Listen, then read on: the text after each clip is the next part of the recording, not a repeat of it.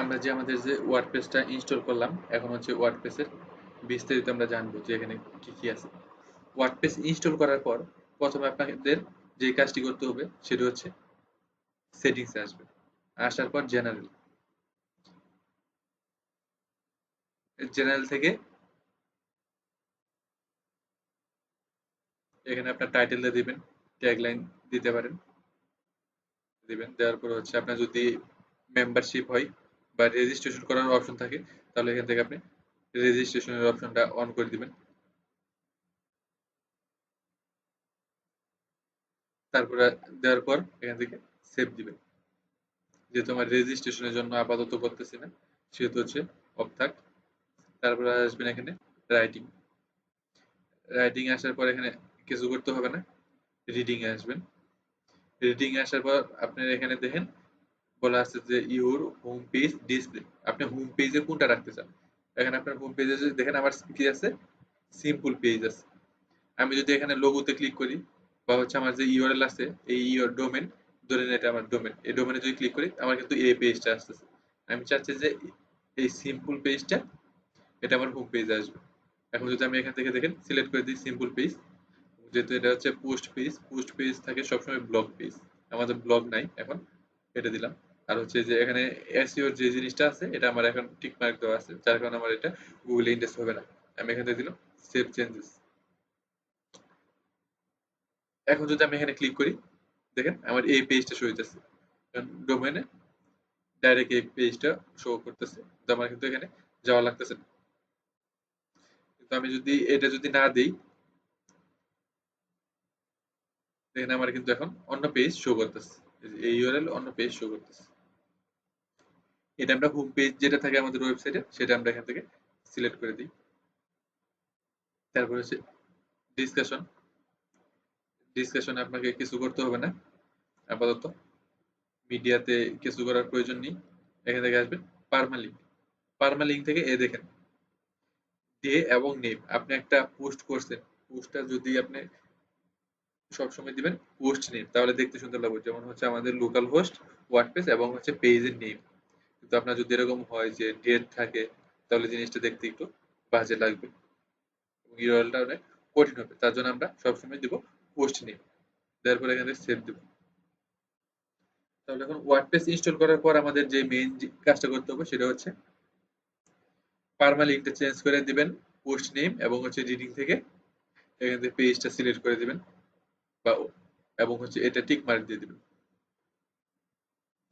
আপাতত এটুকুই কাজ। এখন হচ্ছে আপনাদের বাকি যে জিনিসগুলো আছে এই জিনিসগুলো দেখাই। এটা হচ্ছে ওয়ার্ডপ্রেসের ড্যাশবোর্ড, আমি এখান থেকে এগুলো টিক মার্ক দিয়ে তুলে দিচ্ছি। এখান থেকে আমরা যত আপডেট আছে সেইগুলা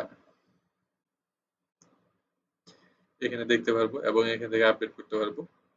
এটা হচ্ছে পোস্ট পেজ, আমরা আমাদের ওয়েবসাইটে যত পোস্ট লিখবো বা ব্লগ লিখবো সবগুলো আমরা এখান থেকে লিখতে পারবো।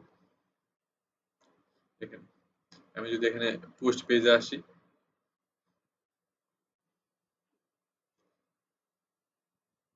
এটা দিই, দিলাম যে মাই পোস্ট, দিলাম this is my first post, দেওয়ার পরে আমি এখান থেকে পাবলিশ পাবলিশ। এখন যদি আমাদের ওয়েবসাইটের পেজে আসি, রিলোড দিই, রিলোড দেওয়ার পর আমি এখান দেখবো আমার পোস্ট শো করে কিনা। এই দেখেন এখানে আমার পোস্ট কিন্তু চলে আসছে, যে 25 April 2024, my post, this is my post, যেটা আমি এখানে লিখলাম। যদিও দিস বানানটা ভুল হয়েছে।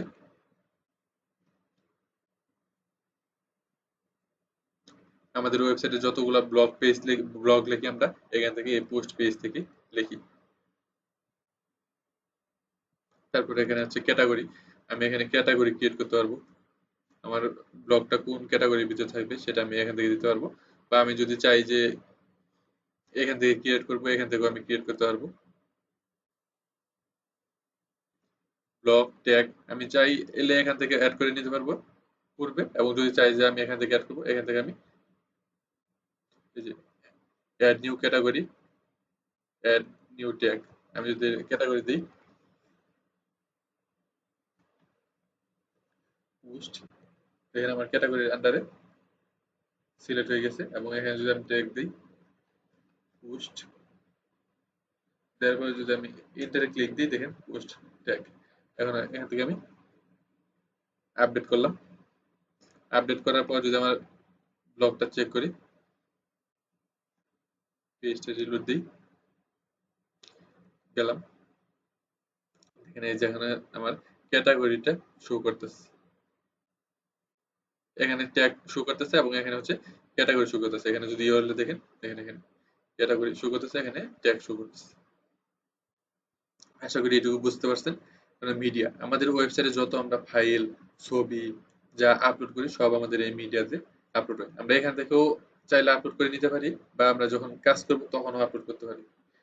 এবং এখানে হচ্ছে পেজ, আমাদের ওয়েবসাইটে যত পেজ করবো আমরা এখান থেকে আমরা পেজ ক্রিয়েট করে নিব।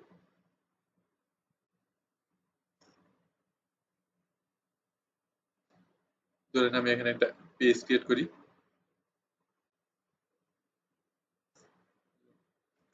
দিলাম, দেখেন আমার ওয়েবসাইটে কিন্তু এখানে একটা পেজ ক্রিয়েট হয়ে গেছে। তারপর দিলাম অ্যাবাউট আস,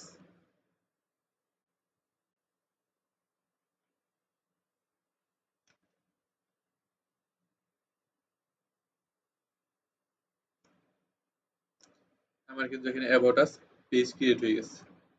এবং আমি যদি চাই যে এগুলো মেনুতে, এখানে আসলো, দেখেন এখানে সবগুলো পেজ ক্রিয়েট হয়ে গেছে। এবং এখানে হচ্ছে কমেন্ট, আমাদের ওয়েবসাইটে যত কমেন্ট করবে সবগুলো কমেন্ট এখানে শো করবে। এখানে হচ্ছে অ্যাপারেন্স, অ্যাপারেন্স থেকে এখানে হচ্ছে থিম, থিম আছে, এখান থেকে থিম এডিটর আছে, এখান থেকে প্লাগইনস আছে। থিম হচ্ছে এক একটা ডিজাইন, যেমন হচ্ছে এই থিমের ডিজাইন দেখতেছেন এরকম। এখন আমি যদি আরেকটা থিম অ্যাক্টিভ করি, ধরুন এই থিমটা অ্যাক্টিভ করলাম, এখন যদি আমি রিলোড দিই পেজটা, দেখেন আমার ডিজাইন কিন্তু চেঞ্জ হয়ে গেছে।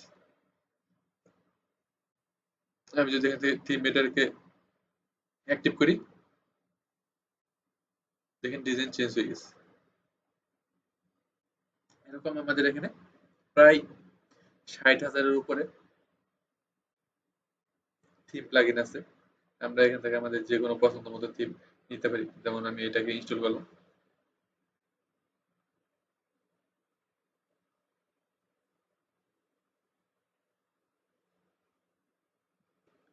ইনস্টল হতে একটু সময় নিতেছে।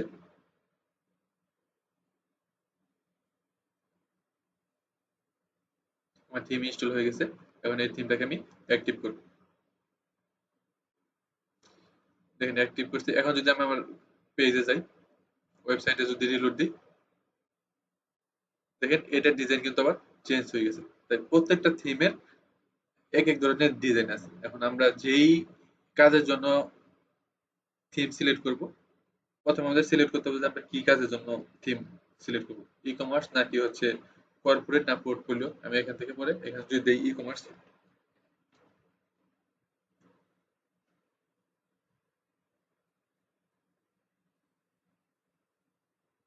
দেখেন এখানে ই কমার্সের জন্য আছে। আমাদের অসংখ্য থিম আছে যেগুলো হচ্ছে ফ্রি এবং পেইড। আমরা চাইলে ফ্রি থিমও ইউজ করতে পারি এবং চাইলে পেইড থিমও ইউজ করতে পারি। তাই আপনার যেই প্রয়োজনে থিম লাগবে সেখান থেকে আপনি আপনার পছন্দ মতো একটা থিম সিলেক্ট করে নেবেন।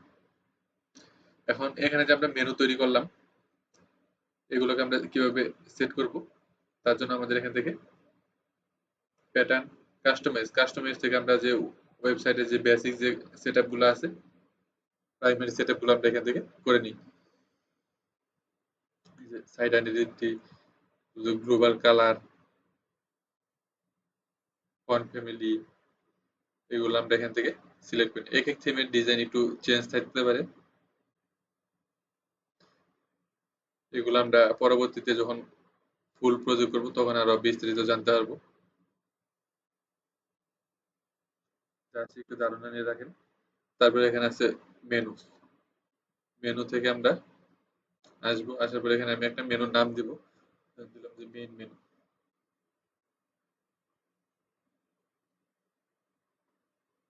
দিলাম, দেওয়ার পরে হচ্ছে আমাদের তিনটা পেজ আছে, আমি এখানে তিনটা পেজ সিলেক্ট করলাম, অ্যাড টু মেনুতে দিলাম। তখন কোনটা উপরে দিব? প্রথমে থাকবো আমাদের হোম, অ্যাবাউট আস, তারপর সিম্পল পেজ। তারপরে এখান থেকে আমি সেভ দিলাম।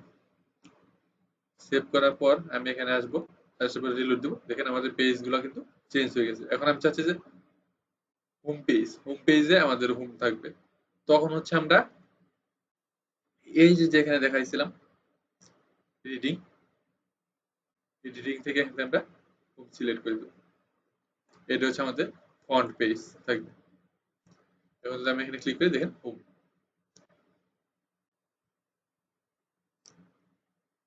তারপর হচ্ছে প্লাগইনস। প্রত্যেক প্লাগইনস এর কাজ হচ্ছে বিভিন্ন ধরনের ফিচার। আমরা বিভিন্ন ধরনের ফিচারের জন্য বিভিন্ন ধরনের প্লাগইনস ইনস্টল করে থাকি। আপনি একটা ওয়েবসাইট বানাচ্ছেন, ওয়েবসাইটে বিভিন্ন ধরনের ফিচারের প্রয়োজন হবে। তার জন্য আপনি এখান থেকে আপনার পছন্দ মতো প্লাগইনস খুঁজে নেবেন। এখানে হচ্ছে আপনি হাজার হাজার প্লাগইনস পাবেন। আপনার যে কোনো প্রয়োজনে আপনি এখান থেকে প্লাগইনস বেছে নেবেন। তারপর হচ্ছে ইউজার। এখানে হচ্ছে আমাদের যে ইউজার আছে, এখান থেকে আমরা ইউজার দেখতে পারবো কতজন ইউজার আছে, এবং ইউজার প্রোফাইল এডিট করতে পারবো এখান থেকে। থিমের ডিজাইন চেঞ্জ করতে পারবো।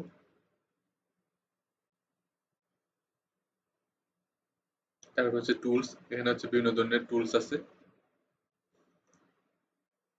ইনপুট এক্সপোর্ট, তারপর সাইট হেলথ, এগুলো এখান থেকে দেখতে পারবো। যখন আমরা কাজ করবো তখন আরো বিস্তারিত জেনে যাব। আর এখান থেকে তো এগুলা আলোচনা করছি।